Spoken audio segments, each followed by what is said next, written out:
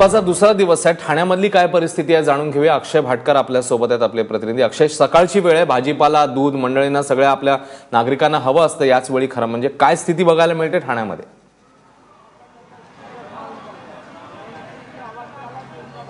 काल देखील आपण याच वेळी या भाजी मार्केटमध्ये होतो, त्यावेळी संपूर्ण भाजी मार्केट हे गजबजलेलं होतं, जसं की रोज असतं। कारण की काल मोठ्या प्रमाणामध्ये काल ट्रक आले होते, भाजीपाला होता। आज मात्र संपूर्ण मार्केटमध्ये शुकशुकाट बघायला मिळतोय, कारण की कालचा जो उरलेला माल आहे तोच आज विकला जातोय।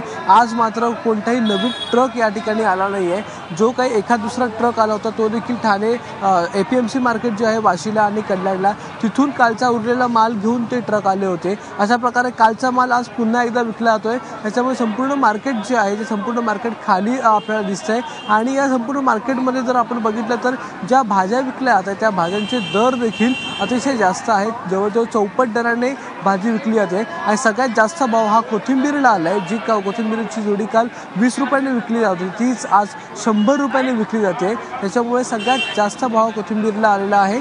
संपूर्ण जे मार्केट आहे त्या संपूर्ण मार्केटमध्ये प्रत्येक गोष्ट जी आहे ती चढ्या भावाने विकली जाते। त्याच्यामुळे जे किरकोळ व्यावसायिक या ठिकाणी येतात किंवा जे नागरिक या ठिकाणी येतात त्यांना याचा खूप मोठ्या प्रमाणात फटका बसतोय। आणि जर ही परिस्थिती आताच शांत झाली नाही, जर निवडली नाही, तर उद्या मात्र या ठिकाणी एकही भाजी दिसणार नाही असं चित्र असेल आणि लोकांना भाजीपालाच विकत घेता येणार नाहीये। अश्विन, अक्षय, भाजीपाल्या संदर्भात तू बोललास, दुधाची काय स्थिती आहे तिकडे? कारण आज संपाचा दुसरा दिवस आहे, दूध देखील फार महत्त्वाचा घटक आहे आपल्या सगळ्या जीवनावश्यक वस्तूंमध्ये, खास करून लहान मुलांसाठी। दुधाची काय स्थिती?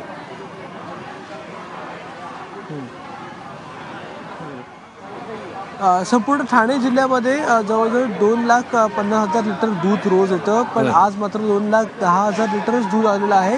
दुधाची आवक जी आहे ती काही प्रमाणात घटलेली आहे। जे ठाण्याला जे दूध येतं ते शहापूर या तालुक्यातून जास्तीत जास्त येतं। त्याचबरोबर आजूबाजूचे लोणावळा वगैरे जे परिसर आहे त्यातून ठाण्याला किंवा मुंबईला दूध येतं। त्यामुळे तितकीशी ठाण्याला दुधाची कमतरता भासणार नाही असं एकूण चित्र दिसतंय। त्याचबरोबर ज्या काही दुधाच्या पिशव्या म्हणजे पॅकेट जे दूध आहे ते देखील बऱ्या प्रमाणात आलेलं आहे, त्यांची देखील काही प्रमाणात जी आवक आहे ती घटलेली आहे, पण तितकासा परिणाम दुधावर आपल्याला दिसून येत नाहीये। तर देखील आता काल संध्याकाळनंतर जे ट्रक आले नाहीये ते जर आज सकाळी पोहोचले किंवा त्यांना जर जे पोलीस बंदोबस्तात जे ट्रक सोडले जात आहेत ते जर आले तर मात्र दुधाची कमतरता जी आहे ती भरून निघेल असं देखील चित्र आहे। तर देखील अजूनही हे कळत नाही की नेमके दुधाचे ट्रक येतील की नाही। त्याच्यामुळे अजूनही या सगळ्या दुधाच्या परिस्थितीवर देखील साशंकता या ठिकाणी सध्या तरी आहे।